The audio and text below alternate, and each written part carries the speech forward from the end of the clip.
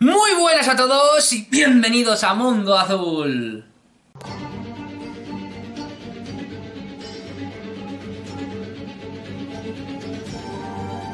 Bueno, pues ya estamos aquí un día más y amigos, por Dios, lo que os traigo hoy es increíble.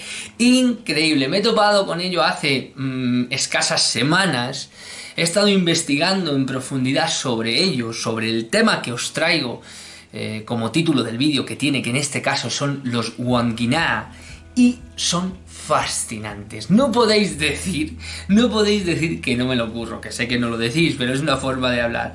No podéis decir que no os traigo historias interesantes, que os traigo misterio, que os traigo ciencia antigua, que os traigo arqueología, que os traigo, yo qué sé, pinturas rupestres, que os traigo investigación moderna y sobre todo que os traigo mucho folclore. Y también que lo uno todo eso con lo que más nos apasiona, la espiritualidad, los seres intermedios, el libro Urantia, Jesús, el gobierno espiritual, el universo, toda esa otra parte que muchas veces no se habla, Jesús de Nazaret, yo qué sé, todo eso, el ajustador del pensamiento, todo ese tipo de cosas que nos hacen ver el mundo de una forma muy diferente.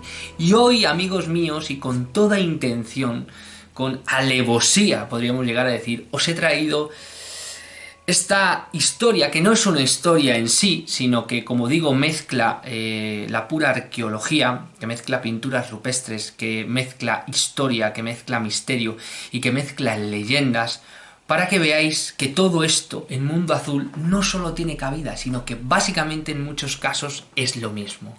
Vamos a ver lo que nos cuenta el vídeo de hoy y luego nos metemos en profundidad. Amigos míos, y os lo digo como lo siento, agarraros en vuestros asientos y disfrutar del tema de hoy, de los misteriosos e increíbles Wandjina. En la mitología de los aborígenes australianos, los Wandjina o Wandjina fueron espíritus de la lluvia, las nubes, quienes pintaron sus imágenes en las paredes de ciertas cuevas. Estos personajes antropomórficos carecían de boca, ya que existía la creencia de que las lluvias nunca cesarían si las tuvieran. La parte superior, ensanchada y enormes cabezas con rostros semejantes a calaveras, con ojos y nariz. Sus cabezas están aparentemente rodeadas por plumas o auras luminosas. Los Wandjina tienen en común colores de negro, rojo y amarillo sobre un fondo blanco.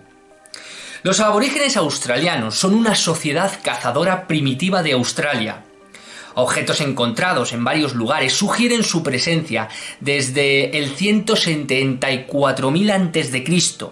La imaginación y la mitología es parte de su cultura. Según las creencias de los indígenas, estos seres fueron los creadores del mar, de la tierra y de sus habitantes y de sus espíritus que vivían en pequeños estanques. Un Wandjina tenía poderes especiales y si era ofendido podía causar inundaciones e intensos relámpagos. Todo esto quedaría en algo meramente anecdótico si no fuera por lo siguiente. En 1838, en una expedición enviada por el Royal Geographical Society Britains, George Gray descubrió una gran cantidad de pinturas rupestres cerca de Glenelg River, en Kimberley, al noreste de Australia. Estas pinturas tienen como protagonistas a extraños seres antropomorfos, llamados por los aborígenes Wandjina. Kimberley es el único lugar del mundo donde aparentemente se representan a estos seres. Según los investigadores, estas pinturas rupestres son muy antiguas, tanto como las culturas aborígenes que los creó. En un primer momento se pensó que no podría datarse la antigüedad de las pinturas debido a que el carbono 14 solo es válido para restos orgánicos o anteriormente vivos, y las pinturas de los Wandjina estaban realizadas en pigmentos ocre de base mineral. Fue de forma casual donde Graeme Walsh, observador de las pinturas de Kimberley, se fijó en un nido de avispas situado encima de uno de los Wandjina, y que a primera vista pensó que era reciente.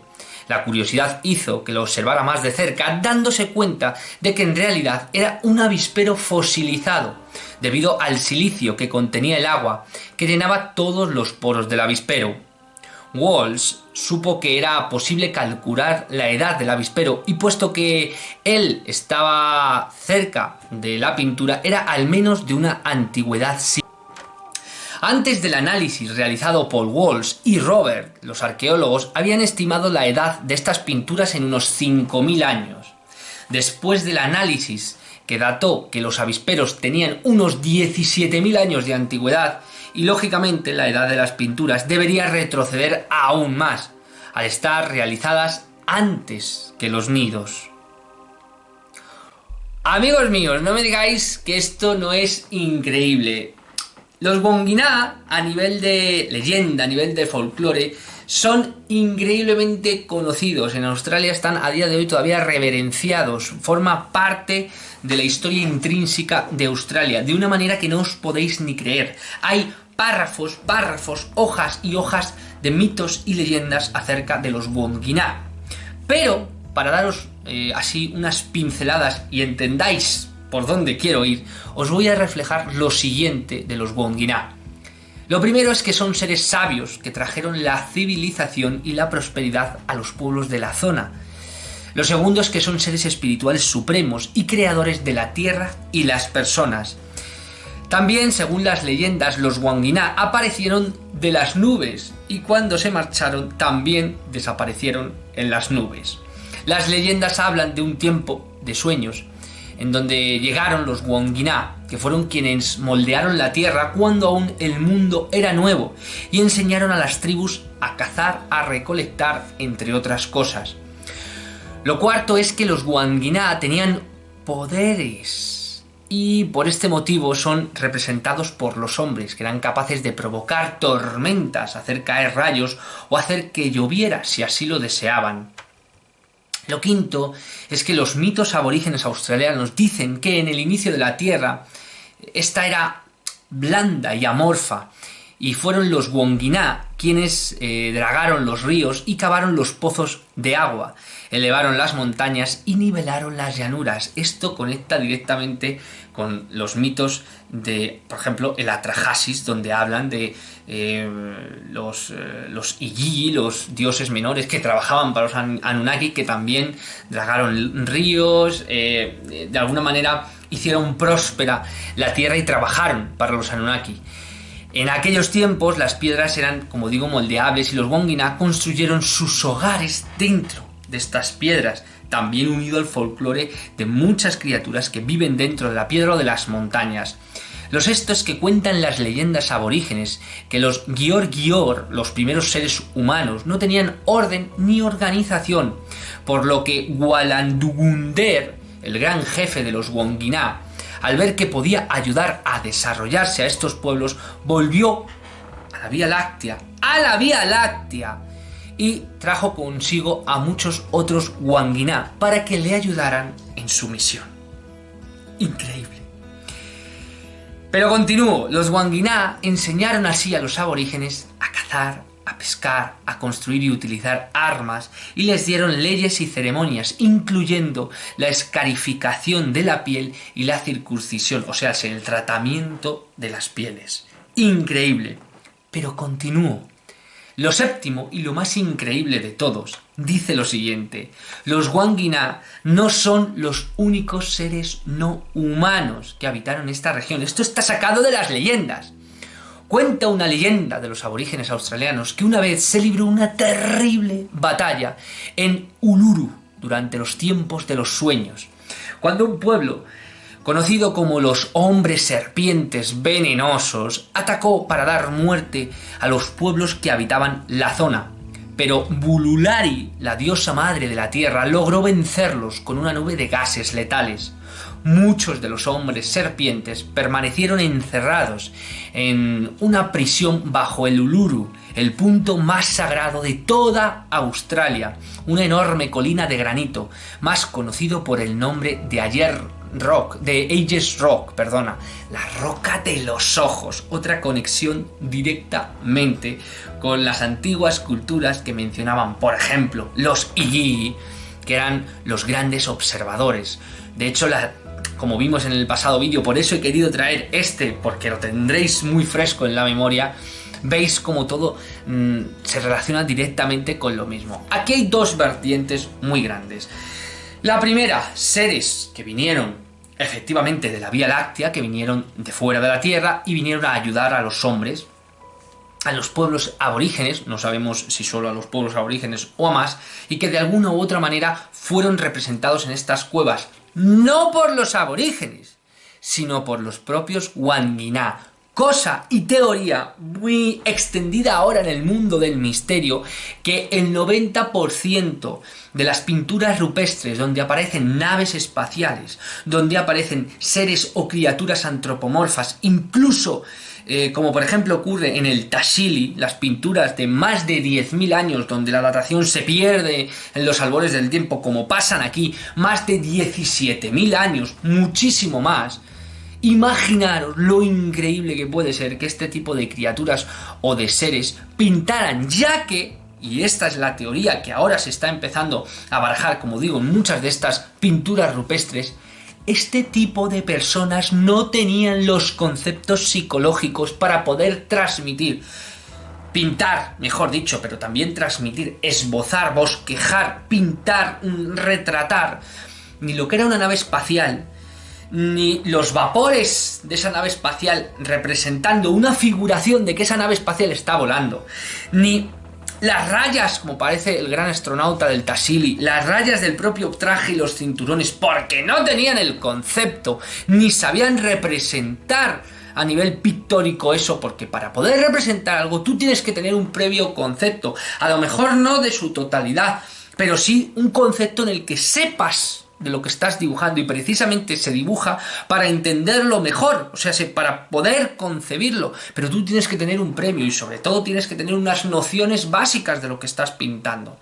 ¿Os podéis imaginar la diferencia de pintar una simple mano, un simple búfalo, o que ya tienes el concepto de ello, a pintar una nave espacial, un tío con casco y escafandra, una nave volando, un paracaídas que hay en muchas pinturas? ¿Qué es un paracaídas? Pero esta gente estaba a miles de millones de años de entendimiento de lo que era un paracaídas, cuanto menos a este tipo de criaturas y seres que tienen que pintarles los halos, que pintan las nubes, a estos seres montados. Bueno, habéis visto las imágenes, yo es que me he quedado alucinado, increíble. Conocía las pinturas de Kimberly, pero no toda la historia que había detrás relacionado con este folclore y directamente con seres no humanos. Como digo, aquí hay dos vertientes. Uno, pueden ser seres no humanos venidos desde fuera, desde la Vía Láctea, o amigos míos, y por la...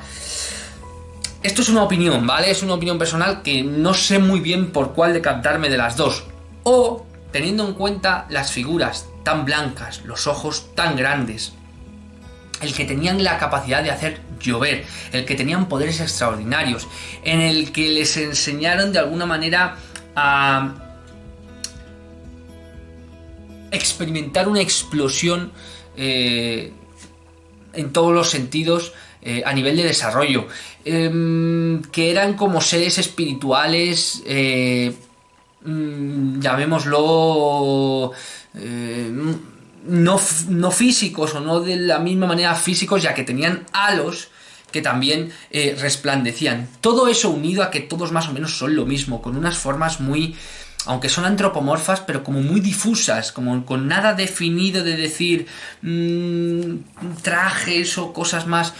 No todos son iguales, tienen una apariencia de igualdad, pero no todos son iguales. Lo que me da a entender que también podrían estar hablando de seres intermedios, amigos míos. ¿Y por qué no? Vivían también en pequeños charcos, en pequeñas lagunas, también hacían sus casas dentro de la roca, dentro de la piedra. O sea, hay un folclore ahí que se mezcla, que no sabemos exactamente si son seres intermedios o si son seres venidos de fuera de la Tierra. En cualquier caso, los Wongina es una muestra más, ya no solo a nivel de leyendas, que como digo hay hojas y hojas y folios para todos los que queráis descargados que están ahí en internet con una fiabilidad casi del 100%, sino que encima tenemos las pinturas rupestres de Kimberley, ¿vale?, donde se nos muestra que de más allá de 17.000 años, probablemente más allá de 50.000, ya que la propia cultura aborigen tiene más de 175.000 años,